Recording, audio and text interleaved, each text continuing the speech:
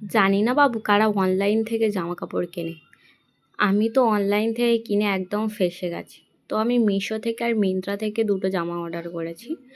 এই জামাটা হলো মিশো থেকে অর্ডার করেছি, সেখানে সাইজ দেওয়া ছিল। তো আমি সাইজ দেখে ভালো করে একদম কোমরের সাইজ, পেটের সাইজ, পায়ের সাইজ সব দেখেই অর্ডারটা করেছি। তো জামাটা খুব সুন্দর লাগছিল, দেখো তোমরাও দেখো জামাটা কত সুন্দর। কিন্তু আমার মানে কি বলবো জানি না, আমার বডিটা ওরকম না জামাটা ওরকম।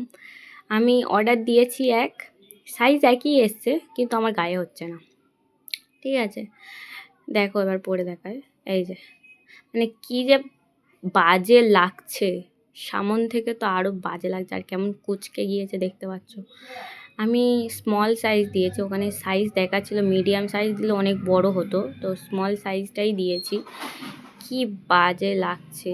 আমি এই নিয়ে দুবার অনলাইন থেকে কিনলাম, দুবারই আমার বেকার এলো। আর সেকেন্ড জামা হলো এইটা।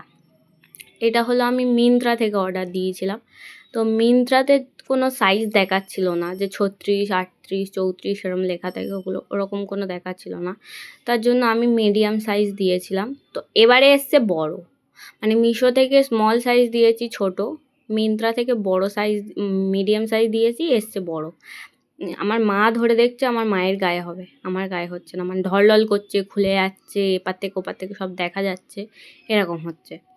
তাই আমি বুঝি না যে কারা মানে ঠিকঠাকভাবে অনলাইনে অর্ডার করে আর তাদের ঠিকঠাকভাবে কী করে আসে। আমার তো আজ পর্যন্ত কোনো দিনই ঠিকঠাকভাবে আসেনি।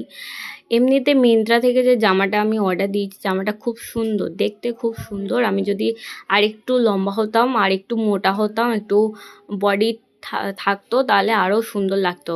দেখো কেমন একটা লাড্ডু গোপালের মতো লাগছে, মানে কি যে বাজে লাগছে, পুরো যেন নাইটি পরে আছি। আমার তো পুরো মানে কি বলবো, ওই যে বুকের টুকুনি সুন্দর লাগছে, বাকিটা মানে কি ফালতু লাগছে কি বলবো।